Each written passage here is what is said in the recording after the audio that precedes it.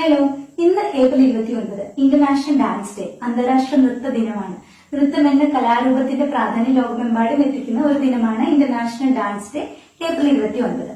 അപ്പൊ ഈ ഒരു ഡാൻസ് ഡേയോടനുബന്ധിച്ച് നമ്മുടെ ഇന്ത്യയിലെ ഡാൻസ് ഫോംസിനെ പറ്റിയിട്ടുള്ള കുറച്ച് GK ക്വസ്റ്റ്യൻസ് നമ്മൾ ഷെയർ ചെയ്യാണ് കേട്ടോ. ഇന്ത്യയിലെ നൃത്തരൂപങ്ങള് ക്ലാസിക്കൽ ഡാൻസ് ഫോംസും ഫോക്ക് ഡാൻസ് എന്ന് പറഞ്ഞിട്ട് രണ്ടായിട്ട് തിരിക്കുന്നുണ്ട്. ക്ലാസിക്കൽ ഡാൻസ് ഫോംസ് ആണ് നമ്മൾ പറയാൻ പോണേ.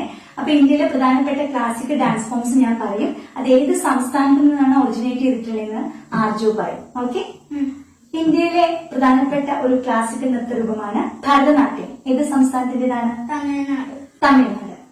ഇനി മറ്റൊരു നൃത്തരൂപമാണ് കുച്ചിപ്പുടി. കുച്ചിപ്പുടി എവിടത്തെയാണ്? ആന്ധ്രാപ്രദേശ്. മൂന്നാമത്തേത് മോഹിനിയാട്ടം. എവിടത്തെയാണ്? കേരള. മോഹിനിയാട്ടത്തോടൊപ്പം മറ്റൊരു പ്രധാനപ്പെട്ട നൃത്തരൂപമുണ്ട് നമ്മുടെ കേരളത്തിന്റെ. ഏതാണ്? കഥകളി.